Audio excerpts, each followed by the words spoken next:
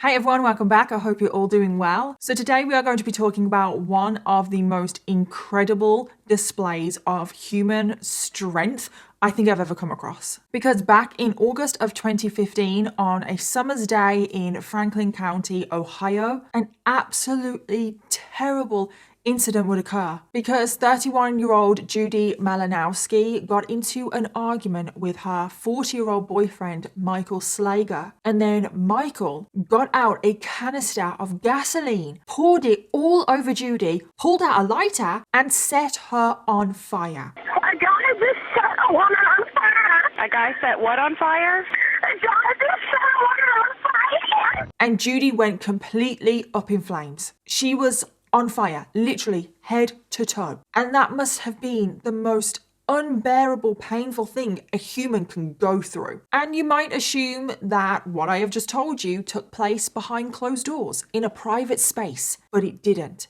It took place in public with multiple witnesses, and the whole thing was caught on CCTV. I have seen the video. I will not be putting it in this video because it's just too bad. You can go out there and see it for yourself if you want to, but I will warn you, you can't unsee that video. And following the horrific incident, Judy Malinowski would become the first person ever to testify in her own murder trial. Yes, you heard that right, and I won't say any more now, but this case is crazy. It is one of those cases that it just doesn't feel real. I just don't know how one person has gone through so much. Like I said, this really is one of the most incredible displays of human strength I have ever come across. So let's dive in. I just want to give a huge thank you to today's sponsor, and that is Love and Pies. And I have just received the cutest little Valentine's invitation from Love and Pies, letting me know that they have just launched the most adorable Valentine's themed event in the game ever. And if you haven't ever heard of Love and Pies before, it is the coziest game. You play as single mom Amelia Green, who has recently inherited her mom's cafe. And it's just a whole big mystery because Amelia's mom has gone missing. And there's so many juicy secrets to uncover. There's a little bit of like crime element to it as well, so it's perfect for all of us true crime fans out there. And for those of you that play Love and Pies, you know it's basically like diving into your own little rom-com. It's packed full of romance, which makes it the perfect game to play during Valentine's season. And the Valentine's event has already started in the game. And it's called Betty's Love Letters. And it's just so cute because the Granny Betty is my favorite character. So I just love that she is running the most adorable event ever in the game. And the event challenges you to embrace the romance, help Betty gather love letters to send to her friends, and collecting enough cards will allow you to earn incredible rewards, including stunning new in-game decorations. Betty will also be running some couples challenges in her new romantic cabin, and the partnerships that she will be choosing are not what you will be expecting. It is all very dramatic, isn't it? And this is what the new Valentine's event looks like in the game. I have just gotten to the cabin, and I could just sit here all day and play Love and Pies. And just look at Betty. Look at her with her pink hair. Her whole outfit, her hair, perfect for Valentine's Day. Like, look at her. Oh my God, are you being serious with her little cat? And the Valentine's event is running until the 15th of February, and I highly recommend that you check it out because Love and Pies always do the best themed events. And given that the game is called Love and Pies, I just know that the Valentine's event is going to be incredible, and I cannot wait to play it. And if you haven't checked out Love and Pies, I highly recommend you do so. And you can download Love and Pies for free by going to the link in my description box, and using that link in my description box really does help out this channel because it lets Love and Pies know that you came from this video. I just want to thank Love and Pies once again for sponsoring today's video, but thank you to every single one of you guys watching right now because truly without all of you guys I wouldn't get opportunities like this. And now let's jump into today's case. Judy Malinowski was born on the 26th of August 1983 to parents Bonnie and Thomas Hensel. And she grew up in the city of Columbus, Ohio, where she also lived with her younger sister, Danielle, and her younger brother, Patrick. Now, growing up, it is said that Judy had a very happy childhood. She absolutely adored her siblings, Danielle and Patrick. And because Judy was the eldest, she would always look out for her younger siblings. And it is said that they weren't just siblings, they were best friends. They were so close, the siblings. Judy was also incredibly close to her mom, Bonnie. And Bonnie had actually had multiple failed pregnancies before she was able to get pregnant with Judy. So when Judy came along, she was almost like a miracle baby. So as you can imagine, Judy and Bonnie, they did have a very special bond. And then when Judy started school, it is said that she excelled in everything. She had a ton of friends. She was described as being a free spirit, and she was just somebody that could always put a smile on other people's faces. And by the time she was in high school, she became a very popular student, and she won multiple beauty pageants, including being crowned Miss New Albany, as well as homecoming queen. And then after graduating high school, Judy's life continued on going down a very good path. She studied at Ohio State University. She had dreams of becoming a teacher. And something that Judy would always say to her mom is that she just wanted a simple life. She just wanted a nice, peaceful, quiet life. She wanted to get a job like as a teacher. She wanted to settle down in a nice little neighborhood, have a husband that loves her, and some children. Around this time as well, Judy also volunteered in nursing homes. She just always had a dream that her career would go down the path of helping others. So like a teacher or maybe working in a home or something like that. Judy always just wanted to help others. However, when Judy was still a young adult, this is when the first tragedy in Judy's life would occur, because she was diagnosed with ovarian cancer, which is just absolutely awful, and she is so young at this point. However, thankfully she managed to overcome the cancer. She managed to fight her way through, and it was a hard battle, but eventually Judy became cancer free, which was just incredible. And she thought that that was her tragedy of her life. She'd gotten over that one thing, she was strong now, and she was going to live the rest of her life. And it seemed that was what was going to happen, because following her battle with cancer, one of Judy's other dreams came true, because this is when Judy went on to get married and have 2 children, which is what she had always dreamt of. When Judy was 21 years old, she met a man named Ron, and the 2 of them instantly fell in love and they got married. Following this, Judy went on to give birth to 2 daughters, starting with her eldest, a girl called Kaylin, who was born in 2004, and then another daughter who she named Madison, who was born in 2007. And as you can imagine, after her battle with ovarian cancer, she was just so happy and grateful that she had 2 healthy, safe pregnancies, and she now had 2 healthy, beautiful children. However, unfortunately for Judy, tragedy wasn't over, because now it seems like there is just literally one tragedy after another for Judy, and it's just so heartbreaking. Because first of all, when Judy was pregnant with her second daughter, Madison, she found out that her husband, Ron, had been having an affair. And this absolutely devastated Judy. And by the time her daughter, Madison, was born, the relationship did break down and they got a divorce. But that was just the start of it, because pretty much at the exact same time,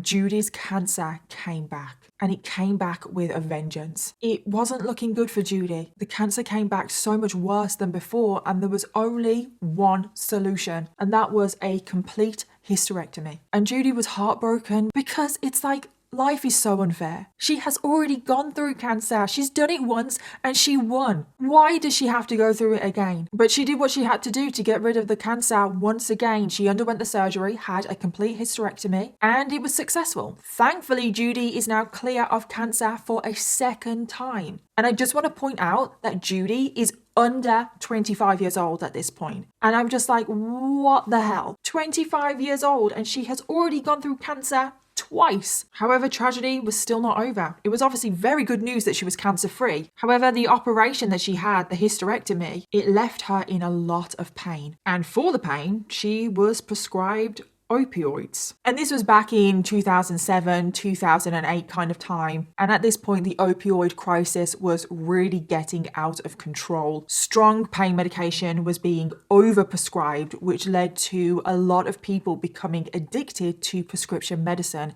Judy being one of them. And obviously, she never intended for this to happen. She was left in so much pain after her surgery that she needed strong pain medication. But as she was taking the pain medication, she built up a tolerance, so she started to take more. And then one thing led to another, and then she's full on addicted. And Judy was taking her pain medication for so long, her insurance actually stopped covering it, which meant that Judy could no longer afford her prescription medication, which meant that Judy now turned to street drugs. And it wasn't long until Judy was now addicted to heroin. And it's just so incredibly sad that she is now taking heroin every single day. It has all come from her getting cancer. And this is now where Judy's life would completely fall apart. The drugs were costing her a lot of money. Judy's relationship with her family and friends were becoming strained. And her addiction also meant that she was now struggling to care for her 2 daughters. So Judy's family stepped in. Even though their relationship at times was strained because of her addiction, they never gave up on Judy. They never let her go through this alone. So Judy's oldest daughter, Kaylin, went to live with her grandmother, Bonnie, who's obviously Judy's mom. Judy's sister, Danielle, also stepped in and helped raise the younger daughter, Madison. So it really was a group effort. They did their best to help her through such a challenging time. And then some time passes and Judy realized that her addiction, some of her impulsive choices were really affecting her daughters. And this kind of made Judy come to her senses, and Judy made the decision herself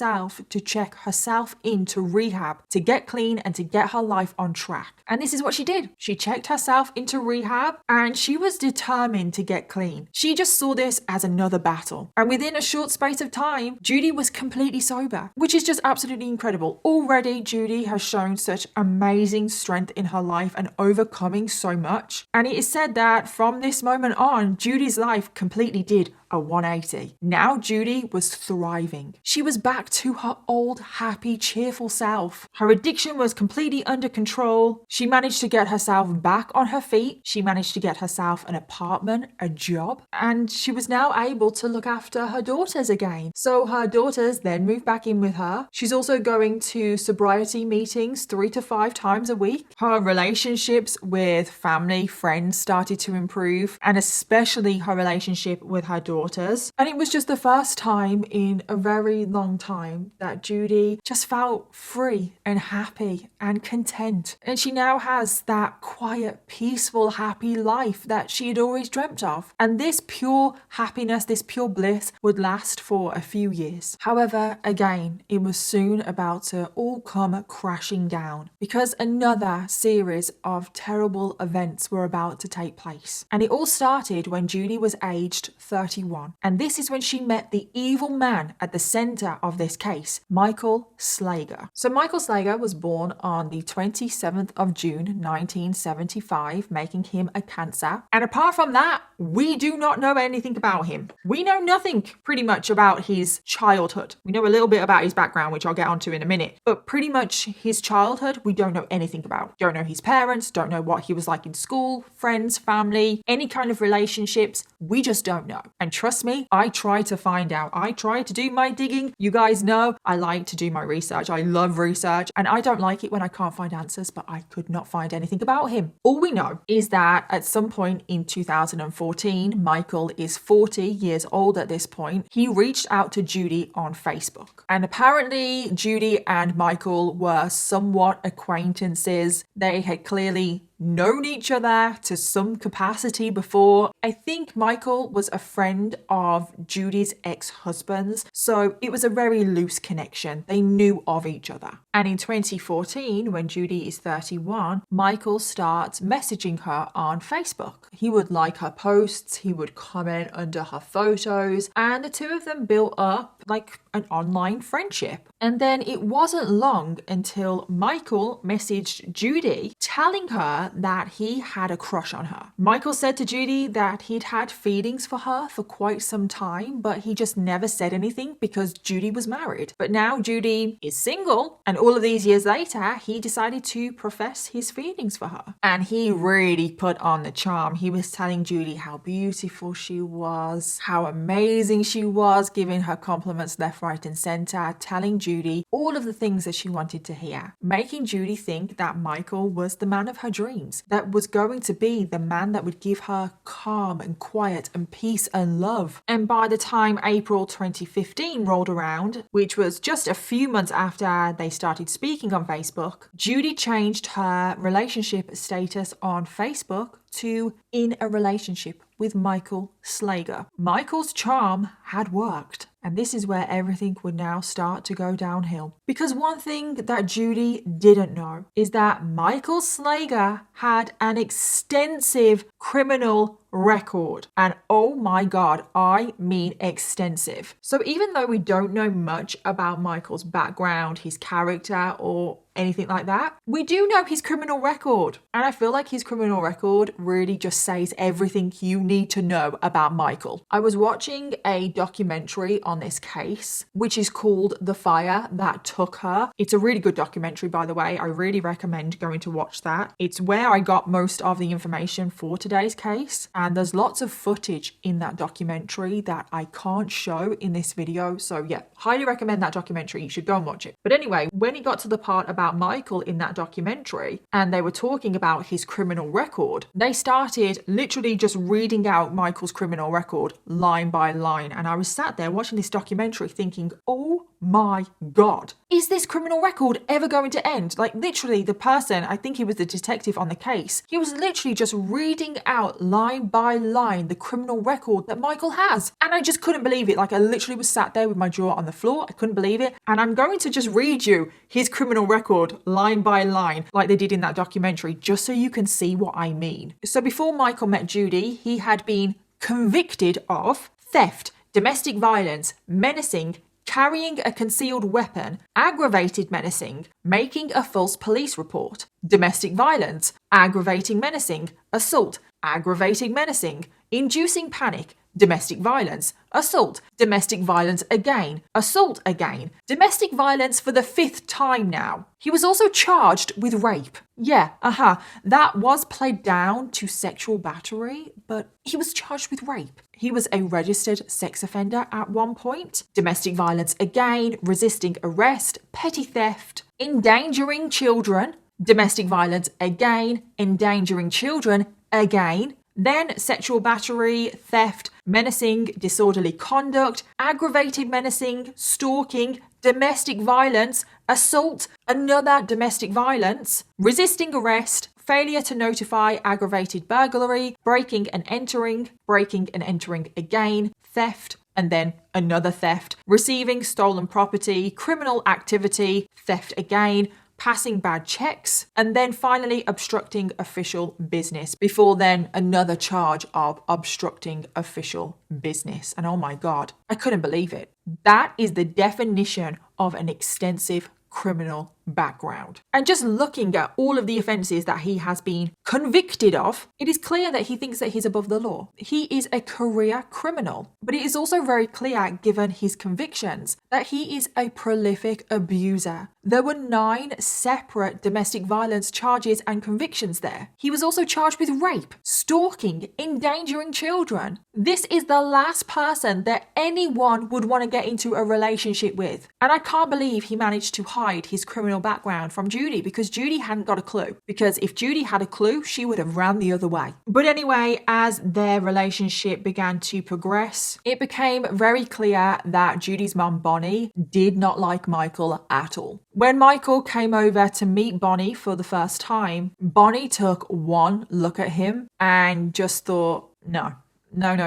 She couldn't quite put her finger on it, but there was just something about him that she didn't like. He actually said that Bonnie was judging him for his tattoos, but I think Bonnie could just see what he was like, because Bonnie just had the feeling that he was not good news for her daughter. And whenever Bonnie expressed these concerns, Michael would just gaslight Bonnie into thinking that he was a good person, and he actually would say, Jesus wouldn't want you to judge me. So Bonnie backed off because she thought maybe she was judging him a bit too harshly. I mean, at the end of the day, she didn't know him. And once Michael had wormed his way into Judy's family, it didn't take long for Michael to show his true colours and show everybody the true abuser that he was. He quickly moved into Judy's apartment without even asking her, which is just crazy. He just makes himself at home. And Judy never even got to have a say. And once he had moved in and made himself at home, he would not leave. And as soon as he was living in Judy's apartment, this is when he became incredibly possessive over her, started controlling every single element of Judy's life. He literally is wasting no time here, because I know I'm kind of going through their relationship very quickly, but that is because all of this happened very quickly. I'm talking within a matter of weeks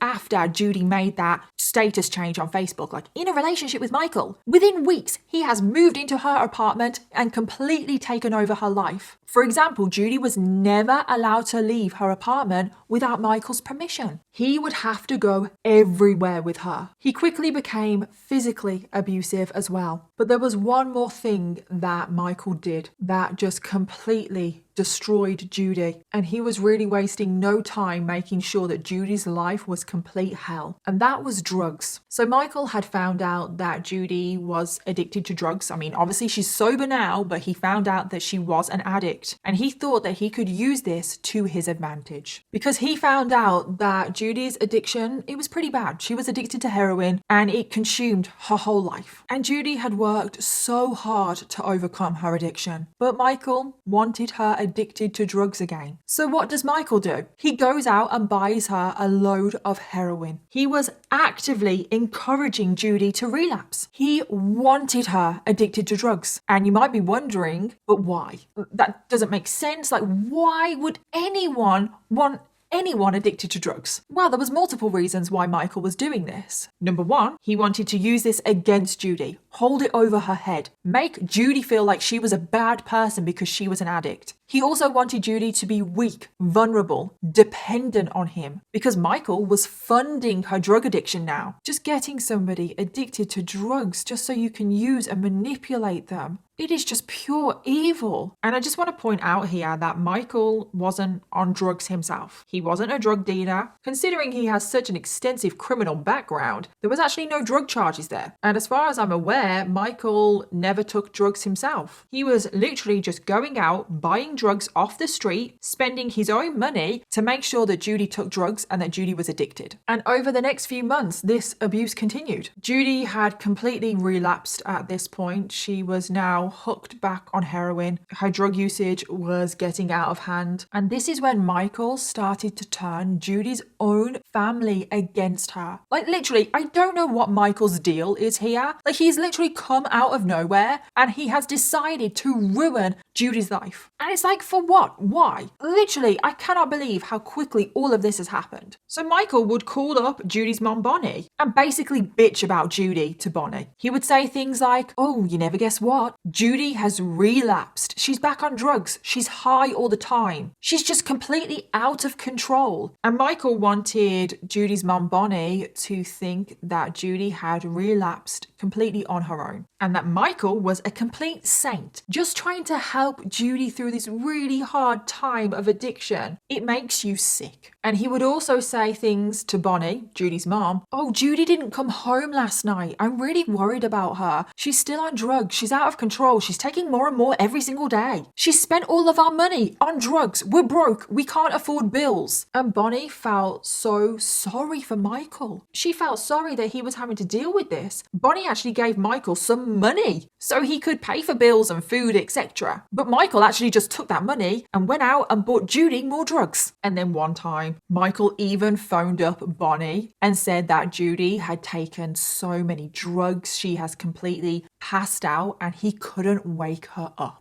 And the way he was talking, he wanted Bonnie to think that her daughter had overdosed. So Michael said on the phone to Bonnie, I think you better dial 911. Judy, she's not waking up. I think she's overdosed. And can you imagine the panic going through Bonnie thinking that her daughter could quite possibly have died from an overdose? So Bonnie did dial 911 and emergency services went out to Judy thinking that she had overdosed. But it turns out that Judy was completely fine. Michael had said that she had overdosed, but she had come round and that she was now completely fine. And you might be wondering, well, what was the point in all of that? Like, what was the point in getting emergency services out to look at Judy if she was completely fine? Like, that was so much hassle. What was the point? Well, the point is that would now be on Judy's record. It would go down on her record that an ambulance had to come out. Paramedics were there because Judy was back on drugs and she had had a suspected overdose. Michael is very intelligent here. He is literally placing all of the eggs to make everyone believe that Judy was the problem. He was painting Judy out to be this out of control drug addict. And this is when the domestic violence really took a step up, because he was already physically abusing Judy, but now it went to the extreme. Now he would actually beat Judy up for the smallest of things. Her body would be left covered in bruises, and one time he even choked Judy within an inch of her life. And Judy was absolutely terrified of Michael, so much so that she called the authorities on him. She wanted to report the domestic violence. She wanted to press charges. But guess what? She wasn't believed. As soon as police found out that Judy was a drug addict, they didn't take her seriously. They thought that she was just making it all up and that Michael was the good person. He was the one trying to cope and trying to help Judy through her addiction. And Judy was just high on drugs, so she was clearly lying. Oh my God, and I cannot even tell you how much that makes me angry. And that is exactly why Michael had planted all of those seeds to begin with, because he wanted people to think that Judy was out of her mind, that she couldn't be trusted, that she was a liar. And his plan was working. And the abuse continued until Judy was begging her mom Bonnie for help. She begged her mom to help her get Michael out of her apartment because Michael wouldn't leave. Like I said, as soon as he moved in, he would not leave. And no matter how many times Judy asked him to leave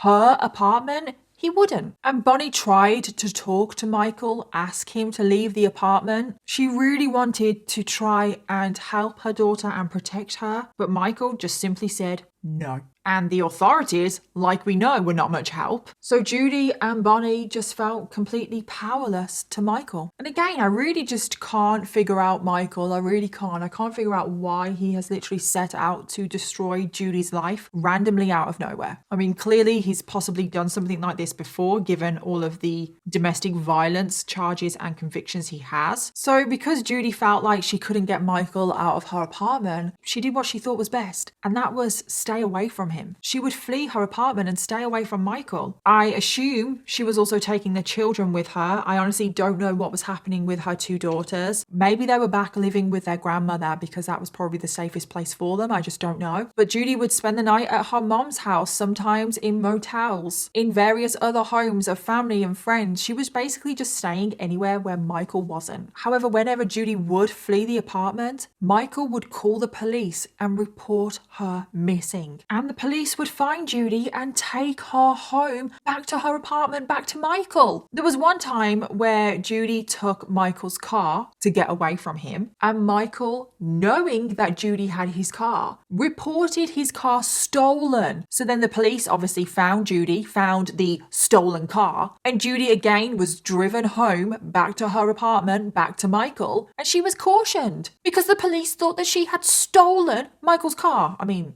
technically she did, but you know what I mean? It's absolutely ridiculous. And every single time Judy returned home, Michael would let her know that the police were on his side. And Judy believed him. I mean, they never believed her about the domestic abuse charges that she wanted to press. And every single time she runs away, the police take her right back to Michael. So why wouldn't Judy believe that? He would tell her that there was no escaping him. He had complete control over her. And he would also tell Judy that if she ever left him, he would kill her. But Judy didn't want to give up the fight. She wanted to get away from Michael. And Judy had one last desperate plan on how she could get away from Michael. And that was to check into rehab. And that would be the best place for her because she has relapsed, but it would also be a safe haven. And it would be away from Michael. He wouldn't be able to get to her in there. And then she could get her life back on track, get clean, and then she wouldn't be dependent on Michael because she was so dependent on him because he was supplying her drugs. However, sadly, that would not be the case because before Judy could even get to the rehab center, Michael would follow through with some of his violent threats. And this would be life-changing to Judy and her whole family. Because on the 2nd of August 2015, which is now just 4 months after Judy has entered into a relationship with Michael Slager. And I feel like I just need to stop right there because so much has happened. So much has happened and they have only been together for 4 months. It is absolutely crazy how Michael has literally come out of nowhere, wormed his way into Judy's life, and then literally destroyed everything. And it was on this day, on the 2nd of August 2015, that Judy was going to check herself into rehab. At this point, her 2 daughters were living with Bonnie, obviously their grandmother. So thankfully, her 2 daughters are safe. So it was just Judy and Michael in the apartment. And on this morning, Judy, she got ready and she told Michael that she was going to a rehab center. Which I know some of you are probably thinking, why did she tell him? Like, why couldn't she have just left the house and gone without telling him and gotten away from him? But remember, Michael has so much control over her and he does not allow her to leave the house without his permission. So Judy wouldn't have even been able to leave that apartment without his permission, even if she wanted to. So Judy felt like she had to tell Michael that she was going to rehab. And surprisingly, Michael didn't put up a fight. He just went, okay, I'll drive you, which was pretty normal because he did have to go everywhere with her. So Judy and Michael set out on their way to Parkside Rehabilitation Center, which was just outside of Columbus, Ohio. However, on their way to rehab, Judy had kind of a change of mind. She still wanted to go to rehab, but she felt like she just needed a little bit more time to prepare. She wanted to go and visit her family one last time to just have one last conversation with them before she went into rehab. And she also wanted to stop and get a packet of cigarettes, which she was allowed to take into the rehab center. So Michael said, okay. This is when he turned the car around and they made their way to a Speedway gas station so Judy could get some cigarettes. Now, on the way to the gas station, Judy and Michael had a huge argument. And we don't know what this argument was about. Was it possibly Michael telling Judy that she wasn't allowed to go to rehab? I mean, he definitely would not want her to get clean. He wanted her to be dependent on him. So was it about that? We just don't know. However, we do know that the argument was very heated and it started in the car on the way to the gas station. And as soon as they got to the gas station, the argument spilled out into the parking lot. And this is when Judy, fed up of being around Michael, decided to run around to the back of the gas station to try and just get some time and space to herself. She just wanted to be away from Michael for 2 minutes. But was Michael going to allow this? No, not at all.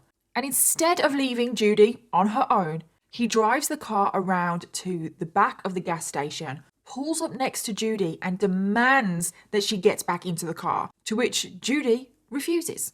And they can be seen on CCTV. And it can be seen that the argument just kept going and going and going until one point it got so heated, Judy was holding a cup of soda and she just threw it over Michael. And of course it went all over Michael, went all over his clothes. And as soon as this happened, he saw red. A fit of rage came over him. He was so angry. He filled it with hate and rage. So in response to Judy throwing her drink over him, this is when Michael goes back to his car and he pulls out a canister of gasoline. And then he calmly walks back over to Judy before proceeding to pour gasoline all over Judy's body from head to toe, which is just an insane overreaction. And as he was doing this, Michael was saying things like, "You see what happens? You see what happens when you throw over your cup of drink on me?" And he was literally just pouring gasoline all over Judy. And Judy could feel it going all over her, head to toe, in her eyes, in her ears, up her nose,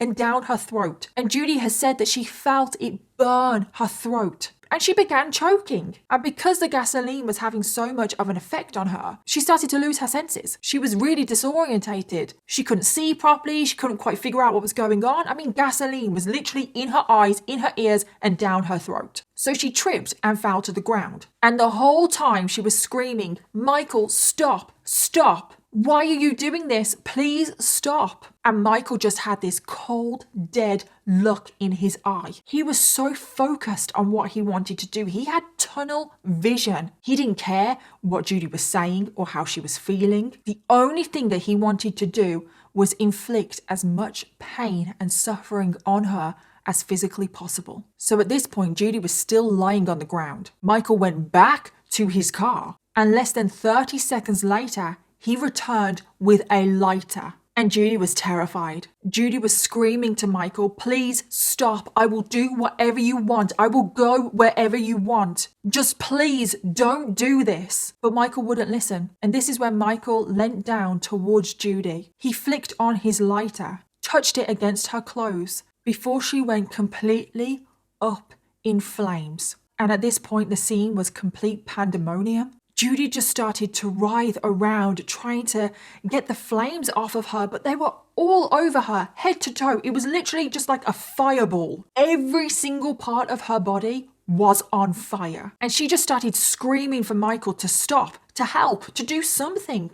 But he just watched. Judy actually saw his eyes the moment that he lit her on fire, and they were just black, cold and soulless. And Judy was in indescribable pain. She has said that it felt like thousands of really sharp, hot needles all over her body. And Michael just watched on, satisfied with what he has done. And Judy is just on the ground. She's rolling around. She's trying to get the flames out, but nothing was putting out the fire on her. I mean, literally, she had been doused in gasoline. And what is just so crazy about all of this, I mean, that is crazy to begin with, but what makes this so much crazier is that Michael did this in pure daylight. He did this at a gas station on CCTV. There were witnesses to what he did. That is how much Michael thinks that he's above the law and he can do whatever he wants to. Passers-by saw what happened and they rushed over to try and help. One guy ran over and started shouting to Michael, "Do something." And then Michael eventually, because of pressure, finally decided to go and get a fire extinguisher and used it to finally put the flames out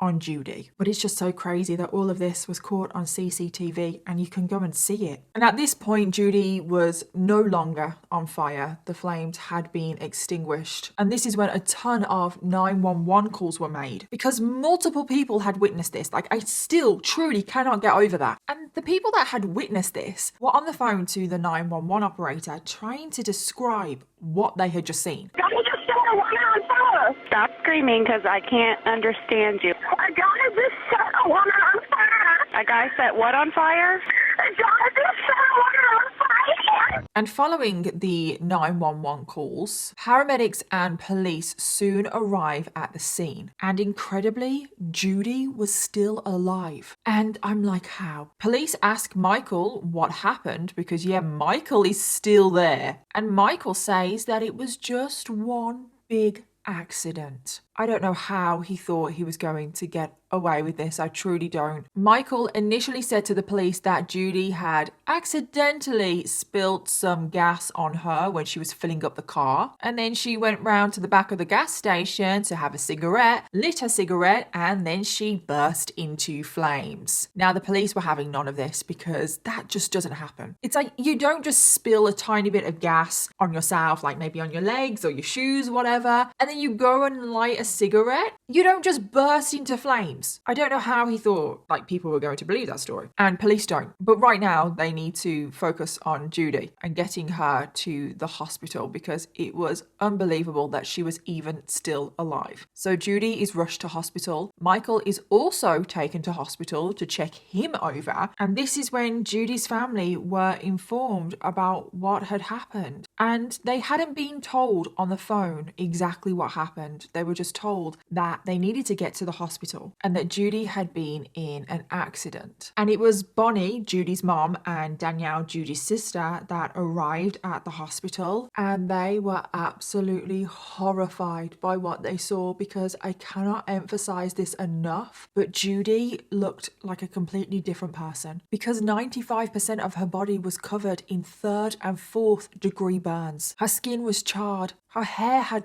basically been burned off. Her ears had been burnt off. She'd lost several fingers. Her clothes had mostly disintegrated into her skin, and her face was completely unrecognizable. And I have never seen burns like Judy suffered, never ever in my life. And when Judy's sister Danielle saw her, she actually had to run out of the room and throw up, because it was just so horrific. Like, I cannot even stress how horrific Judy's burns are. I'm not quite sure how many images I will put in this video because YouTube doesn't like images. If you want to, go and Google this case and you can quite easily come across the images of Judy. My heart just truly breaks seeing those photos of Judy. Doctors informed Judy's family that the burns that Judy had were the worst they had ever seen. And at this time, Judy was fully sedated and unresponsive. And they also said that her chances of survival were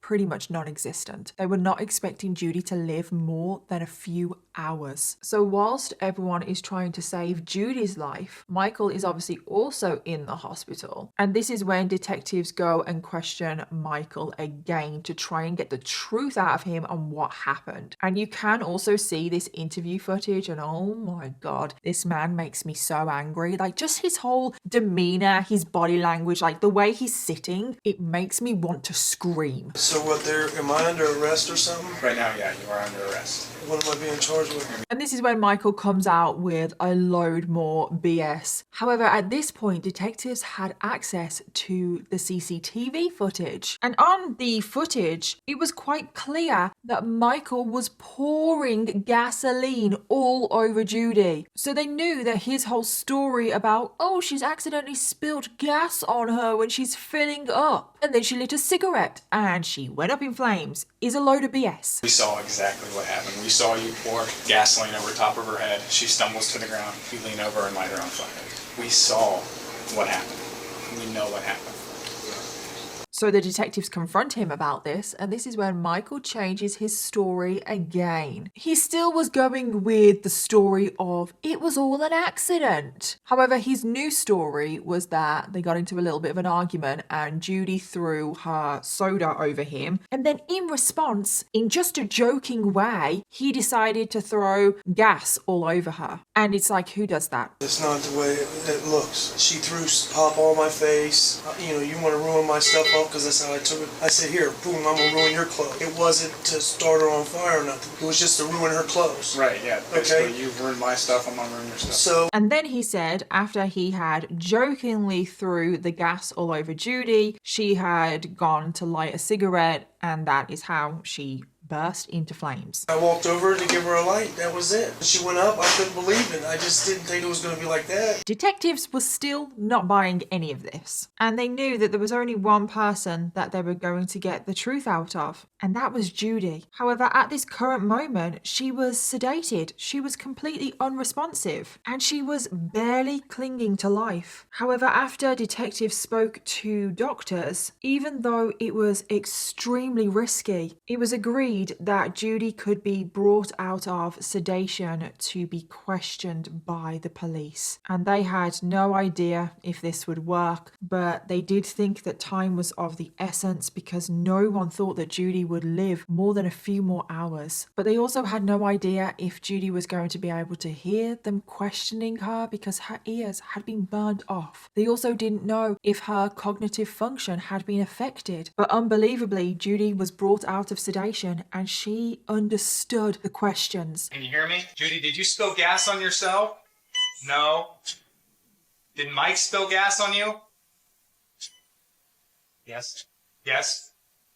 Okay. She was able to respond. Not very well, but she was still able to respond. And that just blows my mind. Again, another example of how much strength Judy has. And by answering these questions, detectives were able to confirm that Michael did throw the gas over her maliciously. And then after Judy had finished answering these questions, doctors went back to give her treatment. And remember, Judy was only supposed to live for a few more hours, but those hours turned into days, and those days turned into weeks, and Judy continued to fight on. Doctors were absolutely astounded that she was still alive. Now, of course, Judy was still in a terrible state. She was covered from head to toe in dressings that had to be changed twice a day, and this was excruciatingly painful. I mean, I can't even imagine, but her skin was so red, it was so raw, and it was oozing, and those dressings would have been stuck to her skin, and then for them to have to peel them off to change them. I can't even imagine how a human can go through that and survive that pain alone. But she was in constant pain. She couldn't move without pain. She struggled to breathe, and she soon had to be placed in a coma that would last 7 months. And during these 7 months, she underwent 60 surgeries. She had to have her arm amputated because it was scorched to the bone. She also coded 7 times and nearly lost her life. And whilst this was going on with Judy, Michael was being held in jail awaiting trial because he had been charged with aggravated arson and assault. But Michael was still denying that he had even done anything. And I can guarantee you that Michael was probably sat in his jail cell all smug, thinking that Judy would never wake up from her coma. She would never actually be able to testify against him because right now the police had only questioned Judy once. She was only able to manage whispered answers, yes, no, nodding her head, shaking her head. And in the court of law, I don't know how reliable that would be given what she has just gone through. So I guarantee you Michael was probably all smug thinking that he was going to get away with this. But was this the case? Absolutely not. Because after 7 months of being in a coma, another display of incredible human strength from Judy, she woke up. But she didn't just wake up. She wanted to testify at Michael's trial. But she wasn't even going to be allowed to do that because Michael's defense team said that if they went to trial and if Judy was allowed to testify, it would be much, much worse for Michael in the long run. One, the jury would absolutely hate him, but also he could possibly face murder charges in the future if Judy was to die from her injuries. And then her testimony in court could be used in his murder trial. And Michael and his defense team did not want to allow that to happen. So Michael changed his plea from not guilty to no contest. So there was no trial. And Michael was given the maximum sentence for aggravated arson and assault, which was 11 years in prison, which is disgusting. I mean, I get that that is the maximum prison sentence, but wow. And Judy was heartbroken because all she wanted was justice. She wanted her voice heard, and she felt like Michael was silencing her once again. But did Judy give up?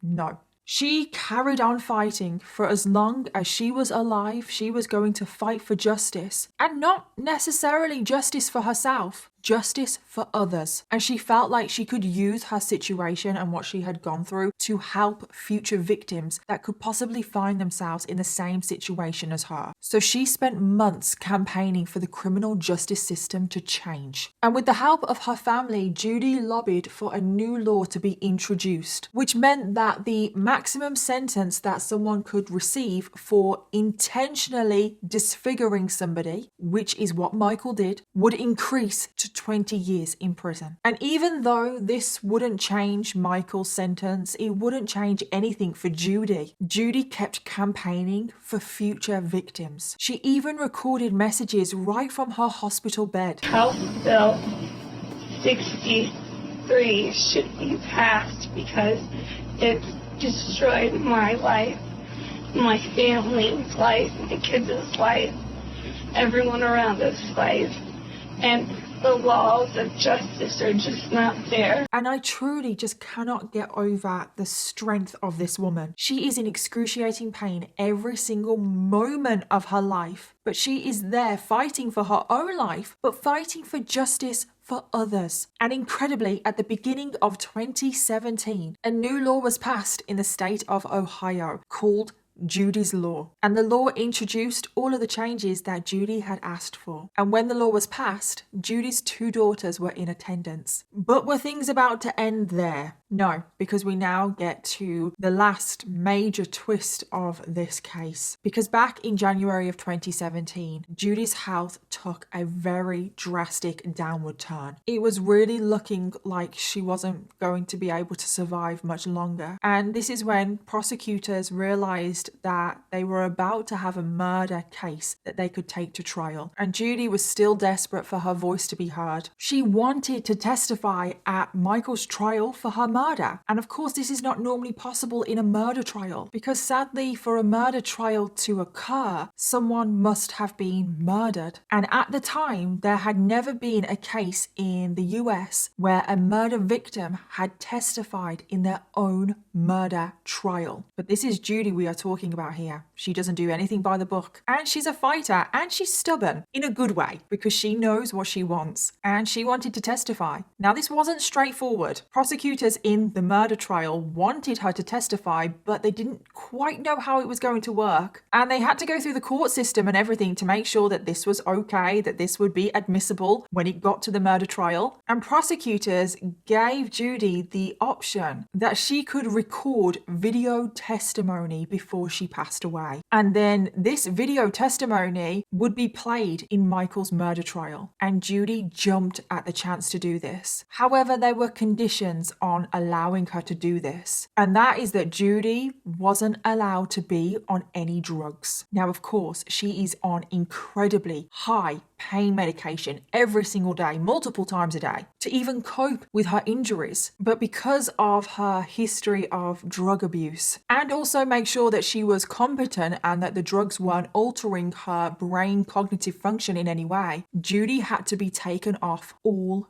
pain medication. And Judy was barely surviving and coping with the pain with pain medication. So I cannot even imagine how much pain she would have been in without any medication. Judy was not allowed any trace of medication in her system because if she did have even the smallest amount of pain medication in her system, Michael's defense could say, well, she's on drugs. She's clearly not competent to give evidence, which is just absolutely ridiculous, but it was the only way that they could make it work. And of course, Judy agreed. She decided to fight through the pain and she spent weeks weaning herself off of the pain medication and she suffered terrible withdrawals as well as just suffering pain. And finally, once Judy had completely come off the pain medication and she was stable, she was finally ready for her side of the story and her voice to be heard for the very first time. And in early 2017, it was finally the day for Judy's deposition to begin. And unbelievably, oh my God, this makes my blood boil, Michael requested to be in the room with her. Michael said that he had a right to be in that room for her deposition. He had a right to face the person accusing him of assault, which technically he does, but for God's sake. Thankfully, the judge saw this for what it was, which was an intimidation tactic, and his request was denied. Instead, Judy was in a room with a team of nurses. No family was allowed in, and she was connected to a video call, and she would be questioned by a lawyer for the prosecution to give her testimony, but then Judy was also going to be cross-examined by one of Michael's lawyers, and the deposition got underway. And it was just like a normal deposition, apart from the fact that Judy was in a hospital bed fighting for her life. She was sworn in, and you can see this footage online as well of her deposition, and I recommend that you go and watch it because it's just incredible. This is Magistrate Elizabeth Waters. I'm going to swear you in. Could you please raise your right hand to the extent that you possibly can? Do you solemnly swear or affirm that the testimony you're about to give in this deposition will be the truth, the whole truth, and nothing but the truth, as you shall answer to God or under penalty of perjury? I do. Thank you. Just the fact that she was able to tell her side of the story, and you have to remember how much pain she would be in at that moment. It is just incredibly moving. She showed so much strength. She was able to recall the events of the day of the fire. Mike called me all sorts of names. We argued for a good 5 to 10 minutes, and then I threw my top on him. And this must have been incredibly painful for her emotionally as well, remembering this abusive relationship that she was in. She talked about how Michael maliciously threw gasoline all over her. She talked about the fact that she could remember the burning feeling in her throat. He ran around to me and started pouring gasoline, started up my head and worked his way down. Some got through my throat as he did that. That hurt really bad. And then she described what it felt like to be burnt alive. And she wanted to make it very, very clear that this was no accident. This was intentional. And after Judy had given her testimony, which was incredibly brave of her, she now had to be cross-examined. And listen, I know it was the defense lawyer's job. I know that. But seeing a lawyer cross-examine Judy in the state that she was in after everything that she has been through did just make me sick to my stomach. You used heroin after March of 2015. Yeah, thanks to Mike. Did you start stealing money from Mike? No, My question is, you stole money from Mike, correct? no, I didn't. Steal property or money from your mother? I was asked, yes. Michael called the police in May 29th of 2015 because of your behavior. Right, and so did I. I called the police and told them that Michael was going to kill me and I needed help. Okay. But the detective did nothing about it, so here I am. He was forcefully questioning Judy. He was bringing up all of her history of drug abuse. He was trying to paint her out as an unreliable victim. And he also questioned her on whether she provoked Michael into doing this. And this is what I mean when I say it made me sick to my stomach, because I'm just like, oh God, I do understand that it's their job, but really? And the defense lawyer actually said that if it was intentional for Michael to pour the gasoline over her, why didn't she just run away? He questioned her cognitive function and her faculties and whether she could remember the day of the fire. Would you agree that because of the trauma that you have suffered, your ability to recall events accurately has been compromised? I can recall the events, but many details of them is what's hard for me to recall. You have to understand, on August 2nd, I was set on fire, thrown on the ground, and burnt 95% of my body. I understand. What I'm trying to get to Really is... hard for me to try to keep track of everything that happened in this horrible relationship. I appreciate that. But Judy showed incredible strength and courage throughout that cross-examination. She never backed down. In the end, Judy got her wish. Her voice was heard. And she could now rest knowing that it would be used against Michael in his murder trial. And very sadly, after the ordeal of the deposition, it took a lot of strength for Judy to even go through that. But the whole ordeal before the deposition of weaning herself off of pain medication, it took all of her strength to get to that deposition, and nobody knew how much longer she would survive after it. And in June of 2017, after almost 2 years of constantly everyday fighting, this is when Judy made the decision to be transferred to hospice care. And on the 27th of June 2017, 696 days after Judy had suffered her injuries. This is when she tragically passed away with her mother, Bonnie, by her side at just the age of 33. And it's just so incredibly heartbreaking, this case, because she had already overcome so much in her life. And Judy is truly one of the strongest and bravest people I've ever come across. And then almost a year later, in July of 2018, this is when Michael finally went to trial for the murder of Judy. And he was planning on pleading not guilty. However, in a pre-trial hearing, Judy's testimony was played to the court. It was unbelievably moving. And in the end, because Judy's testimony was so powerful, Michael's defense lawyer advised him to take a plea deal to avoid the death penalty. So Michael took the plea deal and he pleaded guilty in exchange for a whole life sentence without the possibility of parole. And it turns out that this is also what Judy had asked for before she died. She wanted Michael to get a whole life sentence. She didn't want him to have the death penalty. That was too easy. She wanted Michael behind bars to reflect on what he has done for the rest of his life. And Judy's testimony was once again played at Michael's sentencing hearing. And in the aftermath of this case, Judy's family have set up the Judy's Foundation, which provides support for victims and their families of domestic violence and drug addiction. And the foundation is also lobbying for Judy's law to be extended to federal level, not just state level. And I really just hope that Judy's family are doing okay, especially her two daughters. And I just want to end this video remembering the victim of today's case. Judy Malinowski was described as a sweet, caring, and loving person. Her passion and love for people made all those that knew her feel special.